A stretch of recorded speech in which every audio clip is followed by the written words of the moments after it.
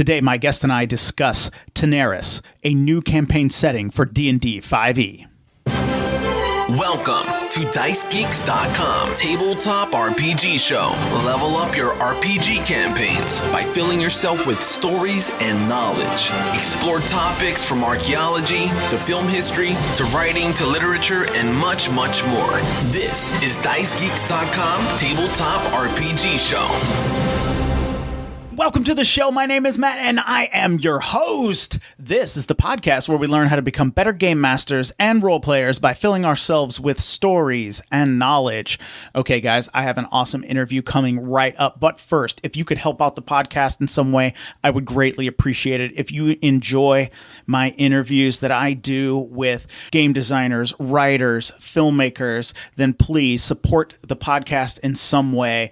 I would greatly, greatly appreciate that. You can like it, rate it, review it, or subscribe to it wherever you are listening to this podcast. So just go ahead and click that 5-star review rating or type up a little review. That would be awesome. Also, if you would like to support the show financially, you can do so at patreon.com/dicegeeks. It is all very simple. I have some awesome goals and levels there. Just for $1 a month, you can support this podcast and join my other awesome patrons. All right, guys, here's the interview. My guest today is the director of Dragori Games, Alex Aboud. Alex, welcome to the show. Thank you. Thank you for the opportunity to be here with you today. No problem. It's my pleasure. How were you first introduced to tabletop RPGs? Oh, it was from my teenagers. We started to play with friends, and I had a very good GM that we played D&D Advanced Dungeons & Dragons before the 3rd edition. So we started to play, and we never stop. So we just love to play Dungeons & Dragons. What do you think it is that kind of drew you to Dungeons & Dragons? Why did you just want to keep playing?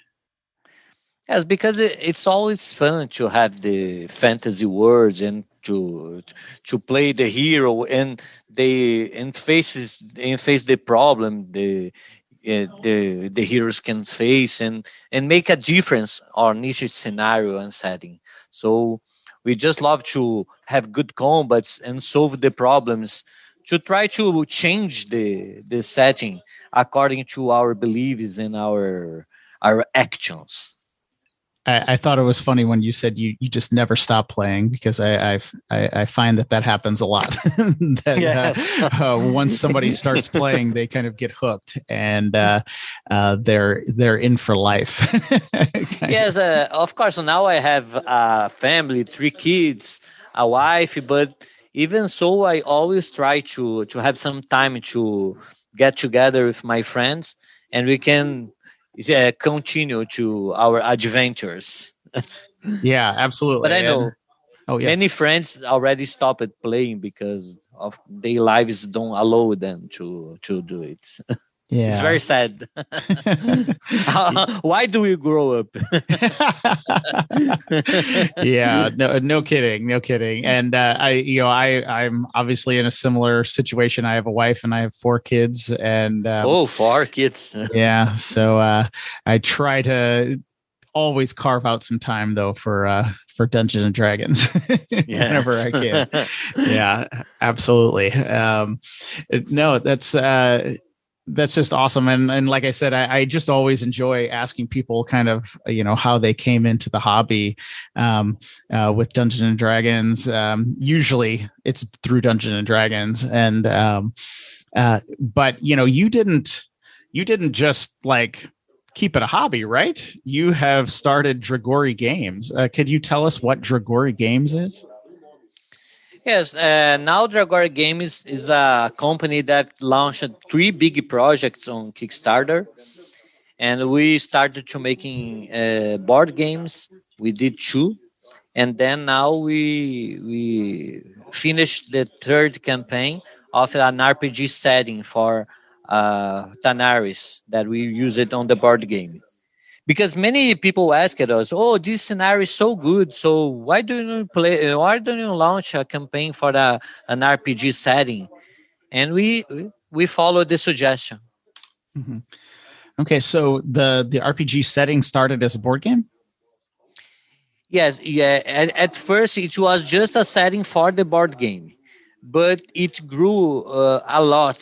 So we make the adaptations, and now because it was very good for people that enjoyed the board game, so they suggested us to, oh, okay, you can complete it and make an RPG setting. But at first it was made for the board game. Hmm. Okay, that's interesting. And so Yes. the setting is called Tanares. Tanares. Yes. Why don't you give us kind of some ideas of what is it about, kind of basically, before we get into some more specifics? First, it's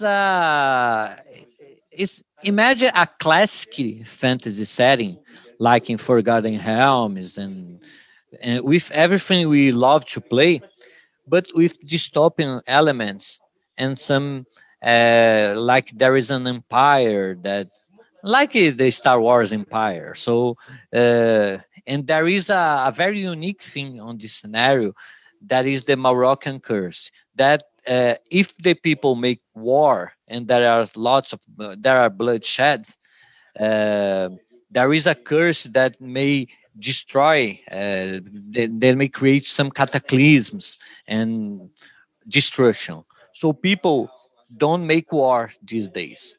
So of course, it's this is what the empire tells. You can maybe it's just propaganda but this is the setting what the setting is about. So people don't make war. So the group of hero is more important than the regular scenarios. So it's interesting to have adventures on these settings. Okay, yeah, that is interesting. So Yes. there can be no kind of like outright war. Then is that what you're? Yes. Yes, people have fear too. So Mhm. the empire keeps everyone under control. And this is the thing. You of course you can go to the dungeons and kill monsters, but there is a very political plots that the dungeon master can explore. And for players, what do you want to do? Which who will follow? Maybe the empire is not that bad. Maybe the other groups that are trying to change things are wrong because there is the Moroccan curse or not. So you have to is to have some moral choices. It's not, oh, this one is good, this one is bad. Okay, ally with good and kill the bad. So there are lots of gray areas that your group can debate and make your own decisions. Oh, that's interesting. Yes. Yeah, that's. I don't think I had really ever kind of heard something like that before. So that's really interesting. Um, and and you said there was kind of like this uh, dystopian kind of empire, um, Yes. and and some political elements. What would maybe some examples be if some players Yes. were coming into playing with the empire? Imagine, for example, there is only one army in all empire. They are called the Iron Hand. All soldiers, the imperial wizards made a ritual on the soldiers, and it's like they are lobotomized, so they don't have the desires, they just follow orders. So you have a super loyal army that will make anything that empire or the captains ask them to do. But imagine you kill a soldier on some village, for example. Then, if they can't catch the murder, a random citizen will be turned into the soldier. So it's not just a matter, okay, let's kill every soldier and save the people. It's very dangerous to do this.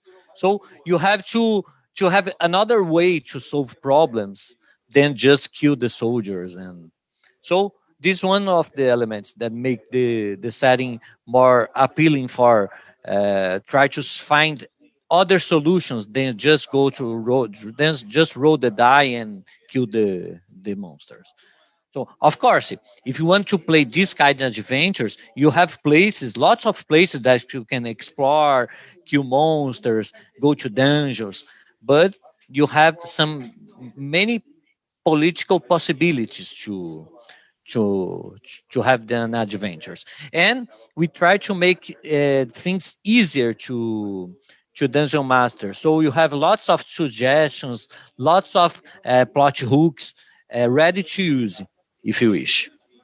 So No, it sounds fantastic. I really like the idea of kind of the soldiers who have been, I guess almost brainwashed or put under a spell. Yeah. And then if one of them is killed, they will make another person, they will just grab some other random citizen and make them a soldier. That is a really neat idea. Yes, it's dangerous because you maybe you are thinking you are saving the village when actually you are hurting the people. So you have to think carefully what you're gonna do. So it's interesting. Yeah, absolutely. That is a neat idea, and then like you said, there are places to explore. I assume there are ruins and castles and many dungeons and things. Yes, there is an old civilization, very advanced with magic and items that the that was just discovered recently, because before there are almost impossible to go there. So there are plenty of possibilities to go to these dungeon places and try to see what you find out there. And of course, many possibilities for the dungeon master to create exploring adventures and many things. So you can have lots of this kind of adventures too, if you enjoy to go to the dungeon, kill the monsters, and find out some artifacts and so. Yeah. No, that sounds really awesome. And I'm just wondering too, is it just a campaign setting, or is there a set of adventures that go along with it? Yes, there are 3 books: the adventures, the campaign setting. There are an adventure path that you go to from level 3 to 12 in a big adventure. And in this adventure, I believe people will enjoy a lot, because there are many things, interesting things to do, and you have very open world to.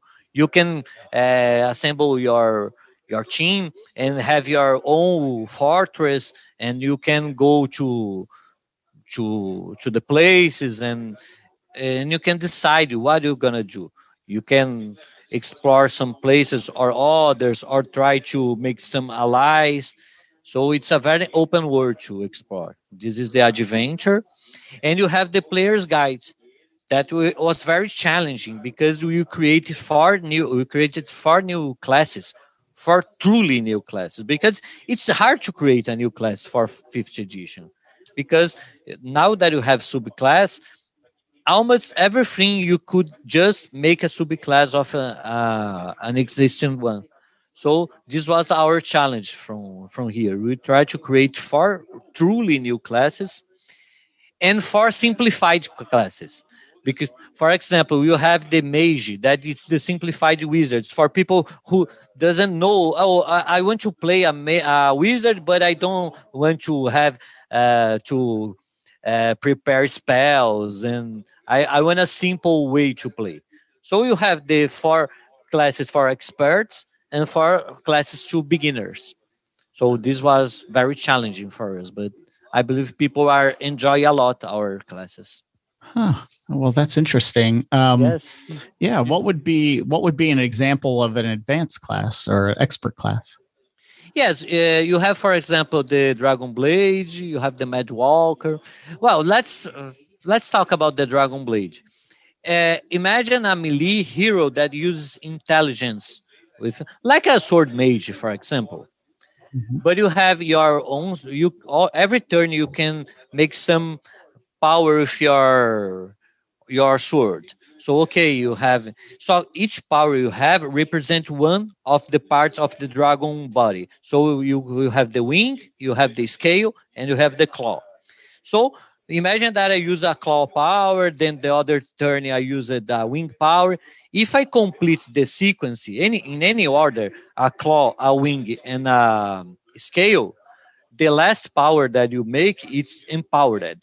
So you have to think about which the best order to use my powers. So it's interesting to try to create these combos. And this is the Dragon Blade. So you have a melee class that use powers, and you try to combine them to create some synergies. This is one of them. The other is the Mad Walker.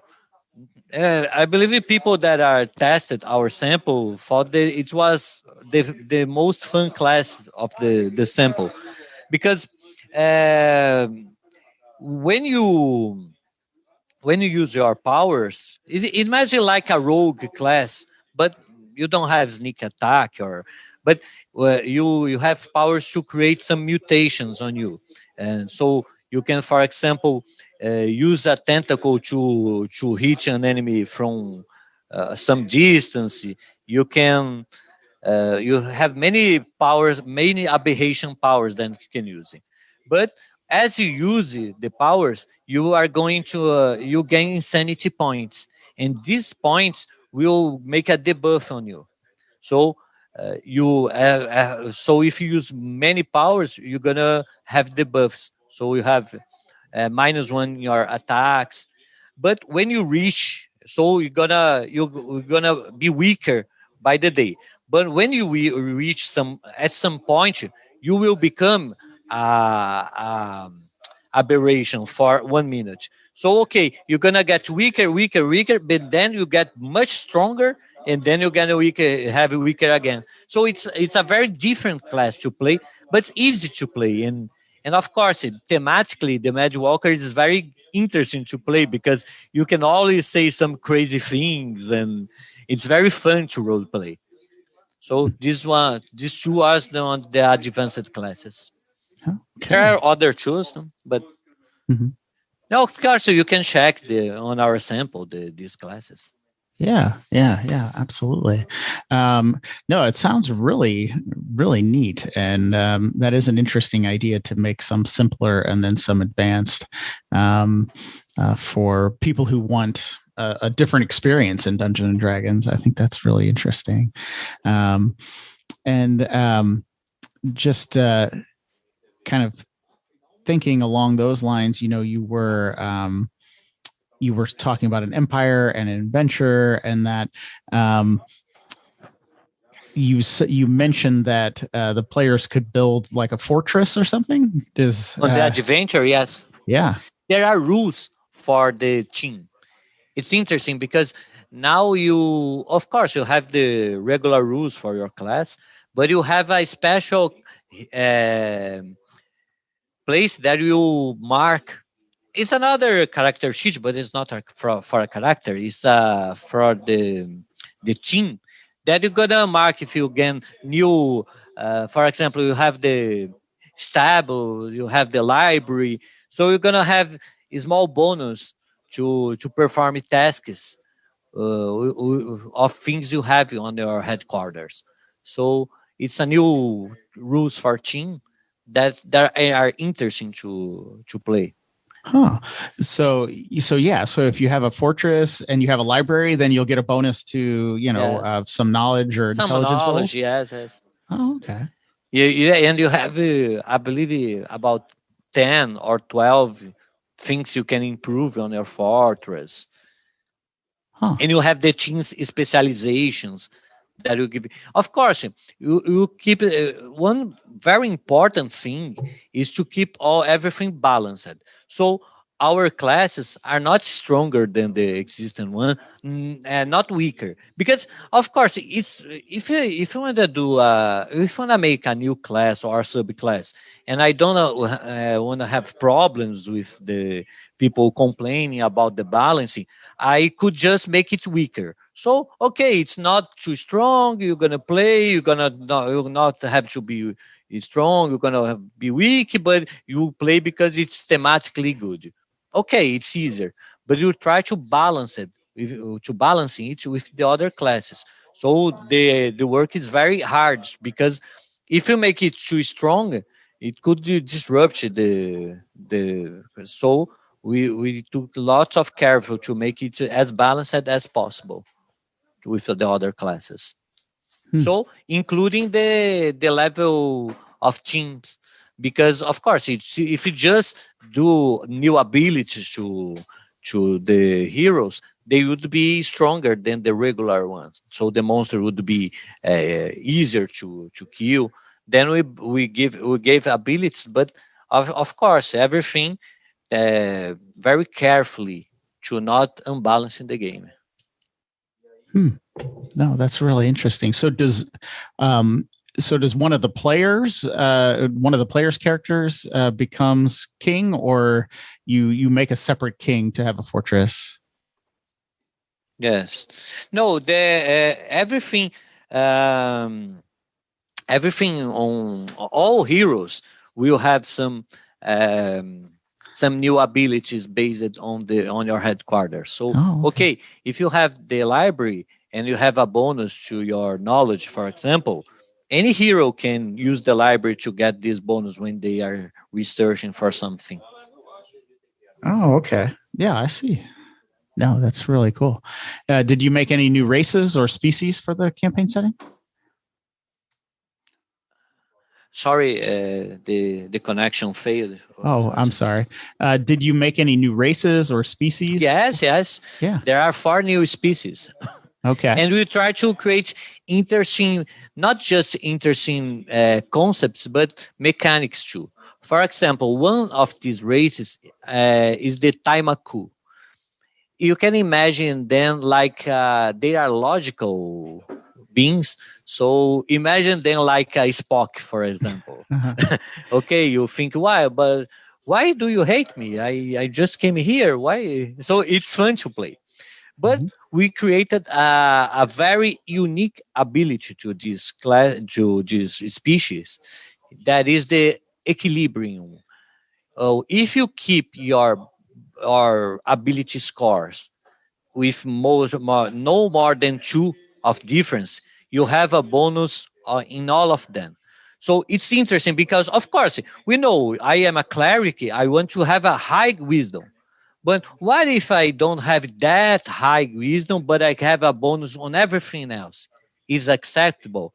Do I sacrifice my primary score to have a bonus in all of the others? So it's interesting to create multi-class, and it's fun to see people playing the Taimaku.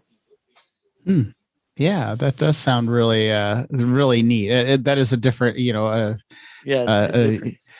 of a different concept, because you're absolutely right. I mean, yes, if you're playing the cleric, you want to max out your wisdom, and who cares what your strength is or your intelligence is or something like that. But to try to keep them all within the same, to kind of keep an equal, kind of keep them equal in there. That's pretty interesting. Then you would get a bonus. Yes, because you have some interesting bonus. So, okay, in the end, you have -2 of your primary ability. So okay, you're gonna not have your super primary ability, but you have good bonus to do this. So now you're gonna have to choose. Okay, I'm not that good on wisdom, but I will have some constitution, dexterity, and other things that will help my. So if you wanted to make a jack of all trades or even multi-class, this species can be for you, and it's very fun to role play it because you're gonna have it to really play a logical being, and it's interesting. Yeah, and I could definitely see how that would be helpful if you're going to multi-class. Yeah, because then your other attributes would be high enough to take on, Bard or whatever, whatever class you want to take on. Yeah. Yes. Yeah. The idea was to create something unique because, and of course, balance it. Because if you create just a new race that it's weak or not interesting on the concept, it will not be fun to play. Mm-hmm. So there are 4 new species, 4 new classes, and 4 new simplified classes, and 1 subclass for each of the existing class. So you have options to. There are 100 monsters, 150 monsters new. Oh wow! Yes, there are many things you can do in Tanares. I guess maybe what's an example of one of the subclasses, one of the new subclasses? Yes, you can play. Let me see the fighter. You could be the Death Knight. You have. Let me see some interesting. There are plenty of subclasses. Let me see one of them. Okay, the wizard, for example. Mm-hmm. You can before you make any spell, you can try to roll to see if you can beat some arcana tests. If you beat your arcana test, you keep your spell is considered 1 level higher. So okay, you of course you don't have, for example, the impressive ability of the Blade Singer or even the Evoker that can cast Fireball and not target your friends, but you can you can improve your spells. So it's an option. Okay, all spells can be improved. So, but you don't have the other good things that others wizard schools have. So it's an option, and this is what you try to do now, to create good abilities that you can consider. It's not weaker than the existing one, but it's not broke. It will not break the game. No, that sounds really neat. Yeah. And then you said you have like 150 new monsters? Yes, there are 150. Many new monsters to fight. Yeah. Yeah, absolutely. I mean, that's quite a bit, quite a bit. But I know you can usually never have too many monsters. Yes, because it's interesting because many players already know the existing monster or monster manual. Yeah. So it's fun to have a new challenge for them. Oh, I'm seeing this monster. I don't have an idea what they do. So it could keep the players engaged. Oh, what will find out in this monster? How do they fight? So I really like to have different monsters and with interesting abilities. For example, there are a monster that each turn it is alive. It gets a buff. I believe +2 or +3 in damage. So you have to try to kill it quickly, because if you don't, it will deal lots of damage on you. So it's strategic to play against these monsters, because if there are others protecting it, what we'll do, we will take the opportunity attacks to get to this monster first, or no, let me take the super damage of it. This of course is one of the monsters. There are many others. Yeah, absolutely. And I think you're absolutely right when you said there are some players who, you come to the table and you introduce a monster that you may have just learned about, and they know everything about it because they have the monster manual memorized. Yes. Yeah. I had when my dungeon master present our monster, I already know even the weakness. And okay, so you were one of those guys then. Yes, yes, I am. Okay. No, that's. I mean, there's nothing wrong with it, but it does. Every once in a while, you think, oh, so it has 52 hit points and that it can turn you to stone already. So you knew that. Yes, yes. And you're like, yeah. Okay, let's. Yeah. Okay, fun's over, I guess. Yeah, or not. We can make fun. Yeah, no, I know. I'm just kind of joking, but So my friends, do we look on the book, or do we ask for Alexander? yes. Okay, you can choose. Yeah, absolutely. Yeah, that's funny. And actually, one of my friends in my group now, my gaming group now, pretty much has everything memorized. So if a rule comes up or a monster comes up, I'll just ask him, and he just knows the answer. Yes, it's fun to have some different challenges to the players. Yeah, that is good. That Tanares brings some different monsters and some new things to the table here. But now, for Tanares, you had a kind of an incredible Kickstarter campaign, right? Yes, we are very happy with the campaign. Yeah, and you were also able to put together quite an impressive team of writers and creators to work on the campaign setting. Isn't that right? Yes. Many are legends. So I just can't believe we are working with them. Some people that inspired us a lot. Yeah. Could you name a few and maybe tell us a little about some of the team? Well, let's start. Of course, all of them are very important. I will just tell some, not because I think the one is more important than other, but sure. just to make some example. For example, Eddie Greenwood is working on the project, the creator of Forgotten Realms. No? Mm-hmm. We have Amy Vorpal. She's working on the FISBAN now. And we have many people. We have, let me see. Just try to name some. We have a Bruce Nesmith. He was the lead designer. He worked on Heaven Loft, and he was the lead designer of Skyrim. We have Skip Williams, that was the game sage from the 3rd edition. And we have many more people, very legends for us. So even the Trent Monkey, he knows a lot of gaming balance, and he'll have a contribution for us. Mm-hmm. No, it is quite an impressive team. Jeff Grubby, for example, who also worked on Forgotten Realms. So we have many legends. Yeah. Ricky Hadman and others. Yeah, absolutely. And like I said, I mean, it's just an impressive team that came together to work on Tanares.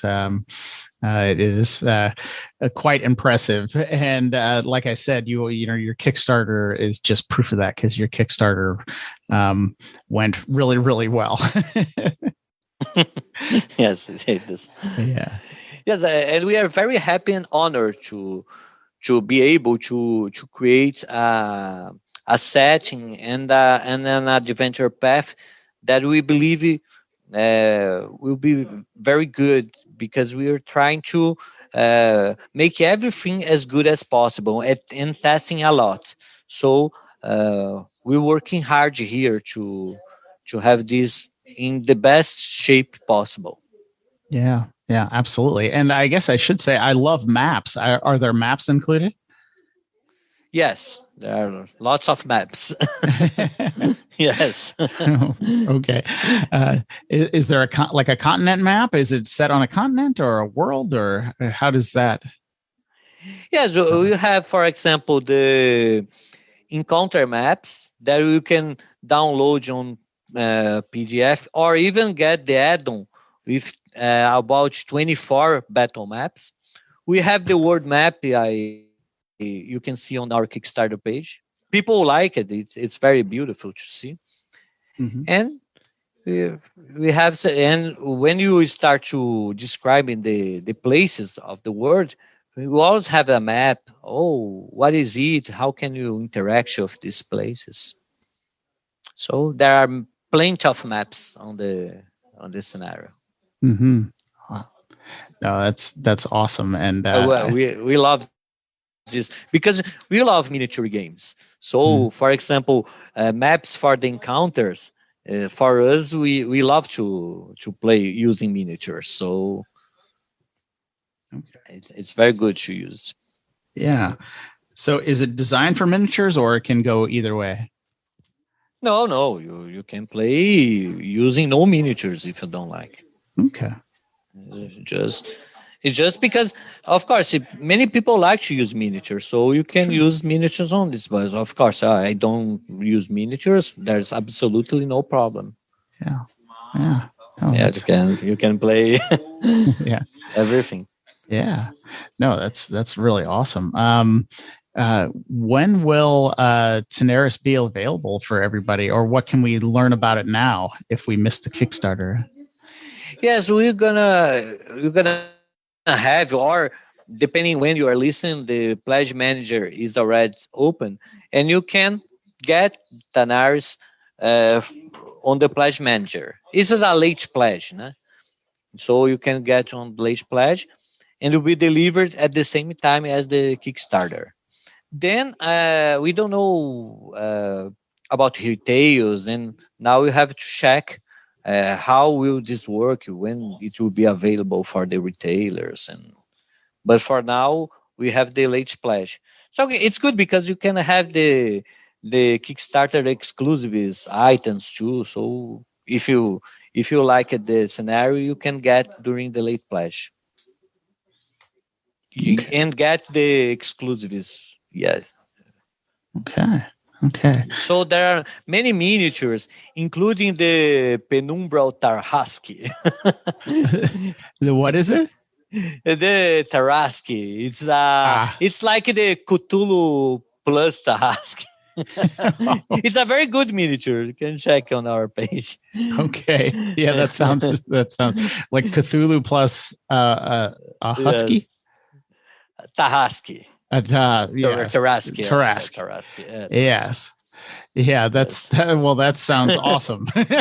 Yes, sounds great. It's a very dangerous monster. But yeah, I could imagine. Cthulhu and the Tarrasque. Yes, that would be crazy. Yes. No, I bet that would be an awesome miniature. Yeah. Yes, yeah. And of course, the players don't know what this monster do, so you can surprise people, even if they know what the Tarrasque do and everything. Yeah. No kidding. No, that sounds awesome. And I guess you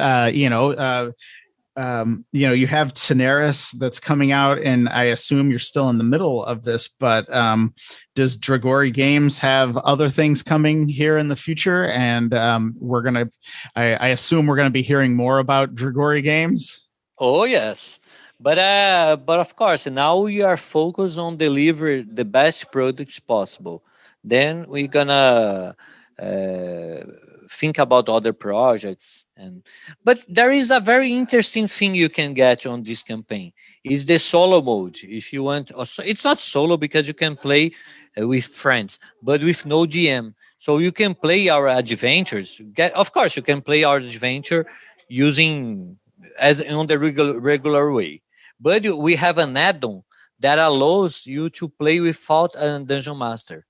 But if you just want to play alone, or even if you don't have anyone to be the dungeon master, you still can play our adventure path. Of course, it's an extra add-on. Of the adventure is just as the others. It was created to be played with a dungeon master, but this add-on will allow you to play with no dungeon master. So it's a very good thing. Many people are enjoying this. Yeah, that's interesting. I haven't heard of many people putting in kind of a solo component for an adventure. That's really neat. Yeah, people are enjoying this. And of course, there are many stretch goals. We could reach many stretch goals. And of course, this product will be much better than it started, because as the campaign went very well, the final product will be very premium. Mm-hmm. Yeah, no, that's really fascinating, and it is really, like I said, a very impressive team that you put together, a creative team, and then the Kickstarter did so well that so many of the stretch goals and different add-ons have been unlocked. That's really neat. Yes, we're very happy to work with our our idols and some legends because they inspired us a lot. So, and I believe they will help a lot the setting to be even better because, of course, many parts, what they do, I believe it will be very good. So. It will improve the setting. Yeah. No, I'm sure. Yes, I'm sure. Absolutely. Improve a lot. Yeah, absolutely. No, well, it sounds fantastic. Where can people find it or learn more? Yes, we have the Kickstarter page. I don't know if you can put the link here on some place, but of course, if you type on Google Tanares RPG, it will send you to the Kickstarter page, and there you can check all the projects, and then there is a button that you can click to go to the late pledge when it opens. Now today in October, it's not open yet, but it will open in November. So from November it will be open until February, I believe, March. Yes. Okay. Yeah, and absolutely, I will put the link to the Kickstarter page in the show notes for this episode at dicegeeks.com. So anybody who is listening right now to the podcast can head over there and you will find the link to the Kickstarter page for the Tanares campaign setting for Dungeons & Dragons 5th edition. Well, Alex, it was awesome having you on the show today. I don't know if there was anything else that you wanted to talk about real quick about Tanares. No, I believe the best way to show Tanares is so if you could check the sample, and we are trying to make every single location to have something interesting on it. So you have many places that you want to go to explore, or the GM want to use to surprise their players and create fun and different challenges. So I believe you could, if possible, check it out, our sample, and of course, any question you have, anyone have, you can send us some questions. We'll be very happy to answer all of them. And I would like to thank you to this opportunity to be here and talking about the setting in Tanares RPG. Yeah, well, it was my pleasure, and just thank you so much for being on the show today. Thank you. All right, there you have it, guys. I really hope you enjoyed my conversation with Alex today. As I mentioned in the episode, you can find links to the Tanares campaign setting in the show notes for this episode at dicegeeks.com. So please head over there, check those out. Tanares looks amazing. You definitely want to check it out. Also, if you want some free stuff, head over to dicegeeks.com/free. You get 10 free dungeon maps. You'll never miss an episode of the show. And each and every Friday, you'll get an email update from me letting you know what is going on in this wild, wild world I call Dice Geeks. All right, guys. Well, thank you so much for listening. It is my pleasure to bring you a new and fantastic guest each and every week to have a conversation about role-playing games in what I consider is the best hobby in the world. All right, so until next Wednesday, keep gaming.